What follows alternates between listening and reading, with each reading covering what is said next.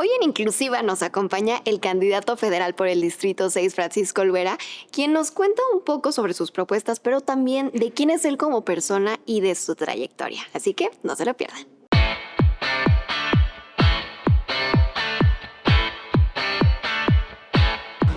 Hola, ¿cómo están amigos de Saga Sin? Qué gusto saludarlos. Bienvenidos a una nueva entrevista. En esta ocasión en Inclusiva me acompaña un exgobernador del estado de Hidalgo, además actual candidato a diputado federal por el Distrito 6. Francisco Olvera, bienvenido, ¿cómo está? Brenda, buenas noches. Muchas gracias por esta oportunidad y con el gusto de saludarte. Muy bien todo. No, al contrario, un gusto que nos acompañe en este espacio donde además de sí conocer sus propuestas, un poco de la campaña, también queremos conocer a Paco Olvera, el ser humano, como persona. Entonces, yo me voy desde el inicio, desde la escuela. ¿Qué tal era? ¿Qué tal las calificaciones? ¿Cómo era esa convivencia con los compañeros? Y desde ese momento ya empezaba pues con las propuestas en pro con su escuela. Sí, bueno, yo estudié la primaria aquí en Pachuca, preescolar y primaria en una escuela pública, las dos cosas. Es conocido, era famoso el Jardín de Niños Amado Nervo en la calle de Hidalgo, y a la vuelta, sobre Mina, estaba lo que era la Escuela Normal del Estado. Y ahí, como primaria adscrita, estaba la Escuela Leona Vicario. Yo ahí empecé la educación primaria, luego la sacaron de ahí a la Leona Vicario y nos mandaron a una casona en la calle de Matamoros. Entonces estudié en la escuela pública, soy auténtico hijo de la escuela pública. Y sí, efectivamente, por ahí desde el quinto semestre de año, un maestro un día nos juntó en el patio y pidió que entre los estudiantes que estábamos ahí, eligiéramos así, sobre la marcha, sobre asamblea, una mesa directiva. Nosotros teníamos un compañero que era alto, moreno, inteligente, serio, y lo propusimos de presidente de los alumnos, a esa edad, muy jovencitos, muy chicos. Bueno, quedó el amigo nuestro, y así se nombraron varios cargos, y fuimos los compañeros que proponíamos prácticamente quedaban, y procuramos entonces proponer de diferentes grados. Pero me pasó un detalle curioso. Yo le decía a los amigos, oiga, propónganme. Nunca me propusieron. ¿Cómo? Entonces, en esa etapa me quedé así con una inquietud de por qué no fui, por qué no me propusieron, yo debía haber estado, yo quería, ¿no? Quedé así como medio traumado de no haber sido integrante de la directiva durante la primaria. Cuando llego a la secundaria, resulta que allá yo tuve, por una invitación que tuve de una hermana de mi madre, me fui a vivir a Veracruz. Entonces llegué a la secundaria, una secundaria técnica en Veracruz, y no había mesa directiva. Fundé la sociedad de alumnos. La fundé. En la prepa, acá en Pachuca, cuando regreso, tampoco había sociedad de alumnos, también la fundé. O sea, prácticamente desde un niño muy joven, tuve la inquietud por organizarme, por hacer cosas con los compañeros, y esto creo que ya viene de vocación, viene desde siempre. Claro, y al final la constancia fue la que también rindió frutos, ¿no? Y todo este proceso, pero ¿en qué punto ya incursiona la política ya de lleno, por así decirlo? ¿Y qué decía la gente a su alrededor? Bueno, la etapa definitiva, yo pudiera llamarle así, es en la universidad, aquí en la Autónoma de Hidalgo.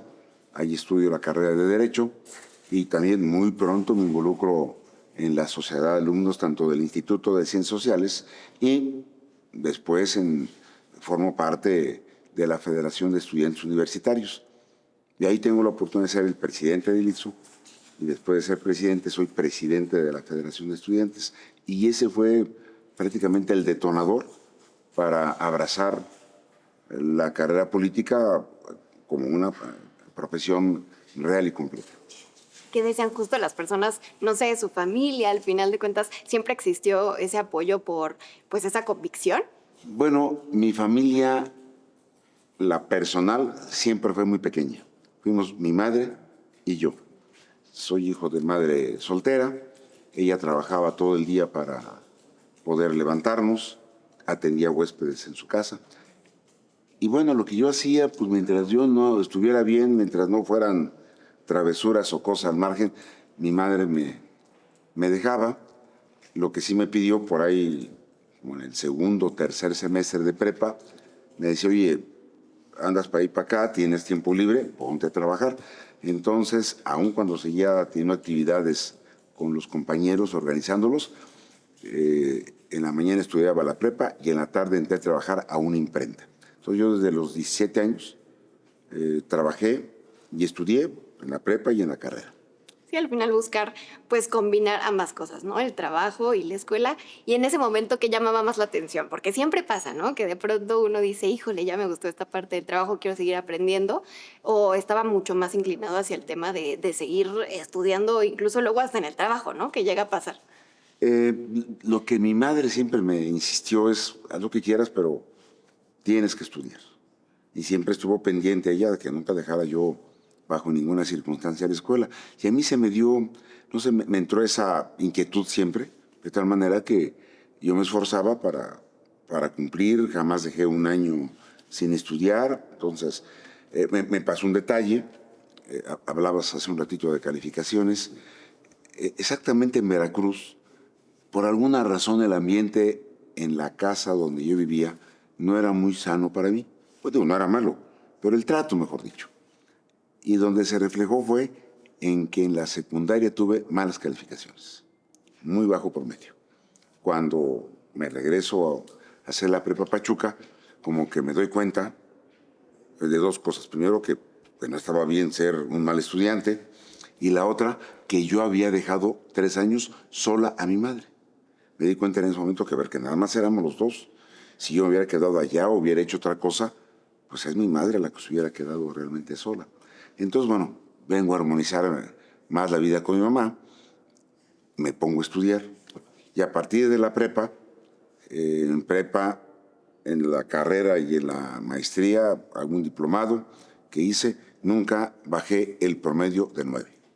Siempre tuve, a pesar de que trabajaba, estudiaba, andaba en la política estudiantil, me esforzaba, sobre todo en época de exámenes, y de hecho así me titulé como licenciado en Derecho por haber obtenido un promedio superior a 9 durante toda la carrera. Y justo además de ese consejo que dio su mamá de, ok, sí puedes trabajar, pero la escuela es Estudiar en la súper grilla, importante. ¿no? O sea, Sí, pero la escuela es primero. claro, la educación es muy importante. ¿Qué otro consejo?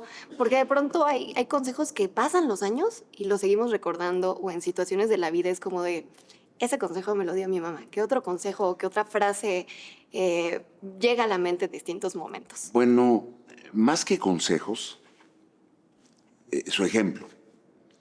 Ella trabajaba mucho y ahorraba mucho. Bueno, eso sí no lo aprendí tanto, el de ahorrar. Pero ella trabajaba, ahorraba, guardaba, siempre tenía para comprar, aprovechaba todo lo que se podía aprovechar, no se gastaba además en casa. Ella nunca le quedó de ver a nadie, nunca dejó de atender un compromiso. Y cuando ya después, por ejemplo, alguien le decía, oiga señora, fíjese que tengo un problema, dígale a su hijo que me ayude. Entonces me decía, oye, vamos a ayudarle a la señora fulana o a la amistad perengana. No, y cuidado, no lo atendía porque me estaba, oye, ¿qué pasó? ¿Qué pasó? O sea, era de constancia. Si quieres hacer algo, lo tienes que resolver en la primera oportunidad que se pueda. Entonces, esos valores, el trabajar muchas horas al día, el ser responsable, el ser seria con sus tratos, con sus cosas, el nunca quedar a deber un peso o un compromiso, todo eso es algo que a mí me dejó una gran enseñanza. Y te voy a hacer un comentario aprovechando la oportunidad. Hoy, cuando yo veo las redes sociales, veo que hay una gran cantidad de bots, una gran cantidad, porque estamos sujetos al golpeteo.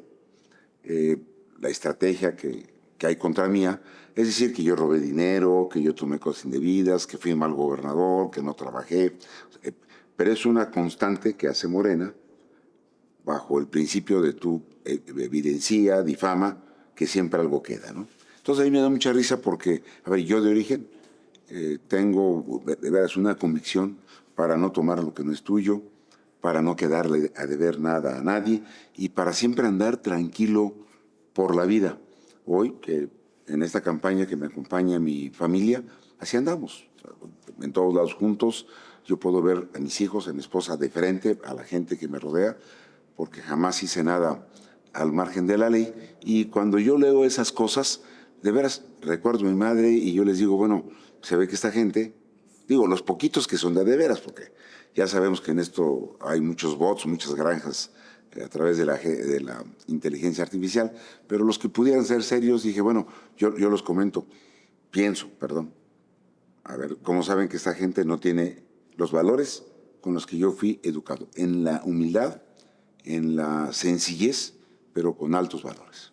Claro, al final son muy importantes los valores que tenemos desde pequeños y a lo largo del camino también las personas de las que nos rodeamos, ¿no? El equipo que vamos haciendo. Me parece muy interesante y es algo que yo creo que todas las personas nos hemos dado cuenta, esta parte de siempre con la familia, ¿no? Por ejemplo, yo quisiera preguntar, ¿cree en el destino? Bueno, en parte sí, aunque yo creo que mucho del destino uno se lo forja, ¿no? O sea, uno toma decisiones en diferentes etapas y eso se va acomodando, la vida va a las decisiones que uno toma, ¿no? Entonces sí hay un destino, pero también creo que uno le ayuda al destino. Claro, al final de cuentas todas las decisiones que vamos tomando y justo a lo largo de esta historia llega un punto en el que se convierte gobernador del estado de Hidalgo. Y yo también quisiera preguntar, pues en este tiempo de gobierno, ¿cuáles fueron esos momentos pues de mayor satisfacción? Bueno, hubo muchos momentos, de veras muchos, porque se hicieron obras, se hicieron muchas acciones, se ayudó mucho a la gente de menos recursos. A una que ahora de alguna manera me ayuda. Durante la campaña se nos ocurrió una figura que es la de firmar en cada comunidad un compromiso. El único requisito es que la comunidad hiciera una asamblea y que la asamblea definiera qué obra querían. Una obra, o sea, la que ellos votaran en primer lugar. Al final de cuentas firmé 502 compromisos. El programa se llamó Papelito Habla. O sea, la comunidad tenía un documento firmado por mí y pasado por notario público de que yo habría de cumplir esos 502 compromisos. La mayor satisfacción es que al final sí se cumplieron. Inclusive en muchos casos se hicieron segundas y terceras etapas. No sé, en alguna comunidad, por ejemplo, tenían las paredes de un auditorio, de un salón de sus múltiples grande, y entonces me dijeron, oiga, el techado, está bien, el compromiso fue el techado. Cuando se cumplió y cuando fuimos a entregarlo, inaugurar o a demostrar que habíamos cumplido, pues siempre decían, oiga, pues está bien el techado, pero ¿qué cree? Pues nos faltan las ventanas y los baños, si no, ¿cómo lo usamos? Pues está bien, ahora vengan las ventanas y los baños. Entonces, por eso digo que hubo segundas y terceras etapas. Lo mismo pasó con escuelas, pasó con caminos, que el compromiso era un tramo, pero faltaba un pedazo que no se había comprometido y había que hacerlo. También en acciones importantes, por ejemplo, resolvimos darle el uniforme a todos los estudiantes de educación primaria y secundaria, a todos los alumnos de la escuela pública, desde luego, les regalamos un uniforme al año para que ayudara a la economía familiar junto con los zapatos. A esto se cumplió durante todo el periodo que estuve en el gobierno. Y pues, como ya se atendía a los estudiantes de educación básica, pensamos en los de bachillerato y a estos chicos se les dio cada año al mejor promedio de cada salón, de todo el sistema de bachillerato, se les daba una laptop. Okay. Para que se ayudaran en sus estudios. Hubo chicos que inclusive lo ganaron más de una ocasión, ¿no? Que eran muy capaces, o salones donde empataban 3, 4 chicos, a todos se les daba la computadora portátil para que pudieran continuar los estudios. Así podemos hablar en salud. Hoy de veras que es una tristeza ver que no hay medicamentos en los centros de salud, en los hospitales, no hay insumos, la gente tiene que pagar mucho para poder atenderse en los hospitales públicos. En aquella época, mi exigencia a los colaboradores de salud era que subieran del 90, 91% de abasto en los centros de salud. ¿Por qué no subíamos al 94, 95, 96%. Nos costaba mucho trabajo por la topografía y la geografía del estado. Para las zonas serranas, en las comunidades, luego es muy complicado llegar y eso a veces hacía que no hubiese el abasto oportuno que yo exigía, pero yo exigía que hubiera un alto porcentaje de abasto, ¿no? Hoy, bueno, ya no digamos los centros de salud ni los hospitales de Pachuca tienen medicamentos, pero bueno, tener metas así, cumplir metas así, eran satisfacciones. Yo encontré a medio construir, bueno, hacer el programa del hospital de Tulancingo, un hospital general grande. Bueno, me tocó terminarlo, equiparlo y entregárselo a la gente. Y así en cada rubro abrimos universidades nuevas, públicas, en diferentes partes del estado. Por ejemplo, un compromiso que hicimos con Xóchitl Gálvez, nuestra ahora candidata, nuestra ahora compañera de la coalición Fuerza y Corazón por México, fue crear en la región Tepehua la Universidad Intercultural Bilingüe. Y ahí está funcionando. O para la zona de Tula, con tanto desarrollo que hay ahí entre la termoeléctrica y la refinería, creamos la Universidad de la Energía, allí en la zona de Tula. Sí, en cada área abrimos nuevos espacios. Yo encontré a Hidalgo en el lugar 24, 25 de cobertura en bachillerato. O sea, estábamos muy rezagados respecto de otros estados. Logramos ubicarnos hasta como en el 15, 13 lugar de cobertura de bachilleratos. Abrimos muchos bachilleratos por todo el estado. Dejamos parques industriales en diferentes puntos. Hicimos dos cosas, un proyecto de Lupita, que es la ciudad de las mujeres, en la zona de Tepeji y Tula, para combatir, erradicar, eliminar la violencia de todo tipo, de todo género, hacia las mujeres. Y hoy creemos que en la zona metropolitana de Pachuca hace falta igual un proyecto igual, porque está muy sordo el tema, pero en Pachuca se ha generado una gran cantidad de violencia hacia las mujeres, o bien hay una gran cantidad de madres jóvenes, madres solteras, gente que tiene que trabajar ya con hijos, que nadie ayuda. En fin, creemos que es importante también aquí crear la ciudad de las mujeres. Y a fin pudiéramos hablar de muchos logros, muchas cosas que sí nos dieron muchas satisfacciones. Y que justo quisiéramos llegar al presente, ¿no? Porque sabemos que termina este gobierno y van a la Ciudad de México. Pero ¿cómo y por qué es que regresan a Hidalgo? Sabemos que al final siempre estuvieron activos con distintas actividades, valga la redundancia, pero ¿cuál fue ese motivo? ¿Por qué en este momento? Bueno, primero la razón de habernos ido. Mis hijos nunca me lo perdonaron, no sé si ya me lo perdonan, pero nunca estuvieron de acuerdo con que hayamos cambiado de residencia. Ellos eran felices en Pachuca, pero había una regla no escrita en nuestro partido, en el caso de Hidalgo, que el gobernador que termina un periodo, si el gobierno continúa con una persona del mismo partido, pues lo correcto, lo prudente, el objetivo es retirarse completamente físicamente del Estado, pues para dejarle todo el espacio, toda la cancha, toda la imagen al siguiente gobernador. Esa fue la única razón de habernos cambiado y no ninguna otra. Prudencia y ubicación. Estuvimos 7 años, mis hijos allá empezaron a hacer su vida, yo soy corredor público, seguí estudiando Derecho y ya logré habilitarme como corredor público.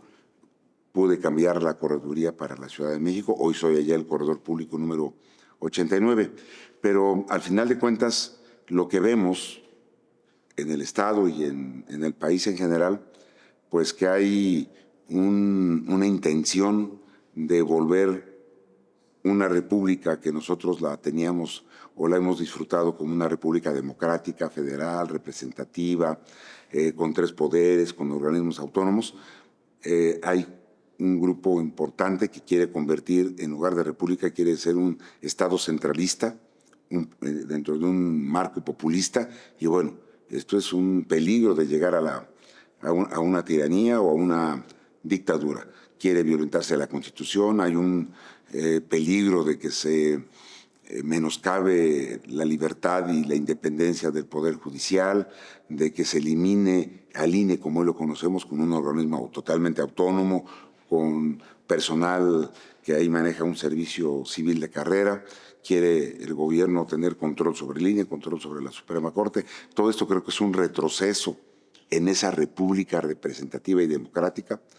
Los estados hoy, sí, reciben en el papel, en el presupuesto, reciben muchos millones, pero sobre la marcha les van quitando, les quitan para infraestructura, les quitan para seguridad. Hoy, que vuelven a ser central el sistema de salud, pues les quitan a los estados muchos millones para manejarlo directamente el gobierno de la República, y no se sabe si todo el dinero que tenía, que venía utilizando en el sector salud, en el Estado, se va a seguir empleando o ellos lo van a gastar. En fin, hay muchas dudas, y también mucha gente que desde el sexenio pasado, muchos talentos que fueron eliminados del servicio público, mucha gente que su vida era también el trabajo público, en diferentes niveles de gobierno, bueno, fueron eliminados, fueron dejados sin trabajo. Se habla de que entre 1.500 o 3.000 personas el sexenio pasado perdieron su trabajo. Entonces hay un gran vacío, un gran problema. Y frente al proceso electoral, si Morena ganara la mayoría calificada en el Congreso en la próxima elección, tanto en la Cámara de Diputados como en la Cámara de Senadores, bueno, corre el riesgo la Constitución, una Constitución liberal, una Constitución que tiene, que le da más facultades y libertades al ciudadano porque quieren quitarle facultades al ciudadano para dárselas al gobierno. Entonces, frente a estos riesgos y estos peligros, es que decidí aceptar la invitación del PRI para poder participar en esta elección, y bueno, que la sociedad sepa que la única voz no es la del gobierno de Morena, sino que hay otras voces, otra forma de visualizar la política. Sí, yo conocí al PRI de los años 80, 90, cuando se le cuestionaba de ser un partido absoluto, totalitario, hegemónico por completo. Solo el PRI ganaba elecciones. Recordemos en la elección de López Portillo ni siquiera hubo oposición, fue el candidato. Pero todo eso evolucionó, todo eso cambió, se volvió un país democrático, se volvió un país federalista que apoyaba a los estados y a los municipios. Y bueno, con el gobierno de Morena, todo esto va en retroceso. Un partido que quiere dominarlo todo y un presidente que quiere tener todo el poder por encima de los gobernadores. Todo esto nos hace reflexionar y nos obliga a participar para levantar la voz. Y bueno, por eso este ejercicio de venir a trabajar, a buscar despertar la conciencia ciudadana, porque no se trata solo de ver que gane Paco Olvera o de ganar las elecciones, no, se trata del modelo de república que hay que defender en el Congreso. Y justamente antes de cerrar con este espacio, he escuchado mucho esta parte de pronto, pues para qué voto si ni funciona, o los jóvenes de pronto decimos que flojera, ¿no? O la política no, ni me interesa, ¿no? Pero más allá del color o de los candidatos, ¿por qué? O sea, me gustaría como dejar ese mensaje de la importancia de, pues, ¿por qué tenemos que votar? Mucho he discutido si el votar es una obligación o un derecho, porque si no votas nadie te obliga, pero es un derecho que tienes. Y en este caso, que insisto, el país está en un riesgo, bueno, ¿cómo lo resolvemos? Pues votando. Y yo os invito a la gente a votar, porque puede ser la última vez que la batalla la demos en elecciones libres. Si gana Morena y gana la mayoría calificada, las siguientes elecciones ni van a ser libres y van a ser absolutamente controladas por el gobierno, como hoy pasa en Venezuela, que votan y siempre ganan los mismos, los candidatos del gobierno. Aquí necesitamos garantizar elecciones libres y elecciones absolutamente democráticas. Por eso es importante votar en esta ocasión, porque puede ser la última vez que la lucha política y democrática sea en paz a través del voto y sea en las urnas, y que se dé en el entorno de cada casilla una votación pacífica. Por eso es importante votar. Si queremos que esto continúe así, con libertad, con democracia, hay que ir a depositar el voto. Y hay una lección histórica aquí en el país y en otros países. Cuando el electorado o el número de electores rebasa el 60-62%, generalmente el régimen tiende a perder. El gobierno o el partido en el poder tiende a perder. Cuando la votación no alcanza rebasar el 45, 46%, el régimen se sostiene. Por eso Morena tiene como estrategia decirnos que ellos ya van ganando 20 puntos arriba.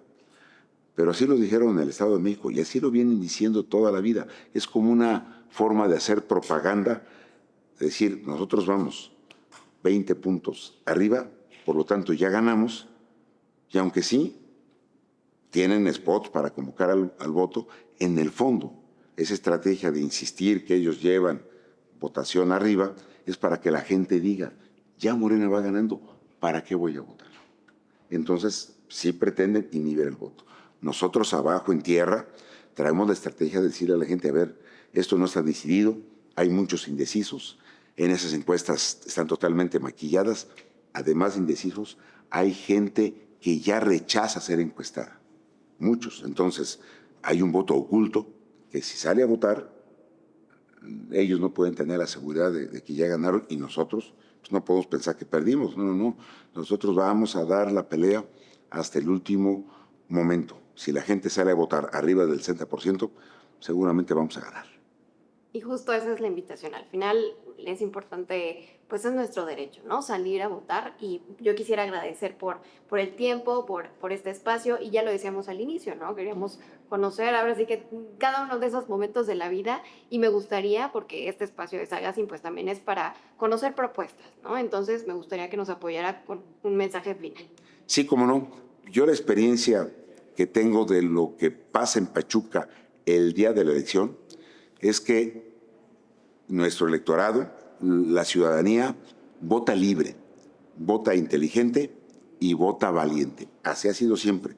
Entonces yo invito a la ciudadanía del Distrito Sexto de Pachuca, San Agustín Tlaxiaca, Tetepango, Ajacuba, Tlahuelilpan y Francisco y Madero, que así vote, que vote decidido, decidida la ciudadanía, perdón, decidida, valiente e inteligente, y que vote todo el mundo. Si así es, aseguramos la vigencia de un Estado democrático en nuestro país.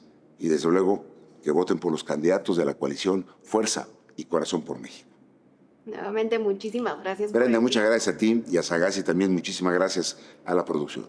Gracias por esa oportunidad. Muchísimas gracias y también gracias a todos los que nos acompañaron en esta entrevista. Ya lo saben, yo soy Brenda Jasso y esto es Sagazine, un vistazo a lo que nos importa.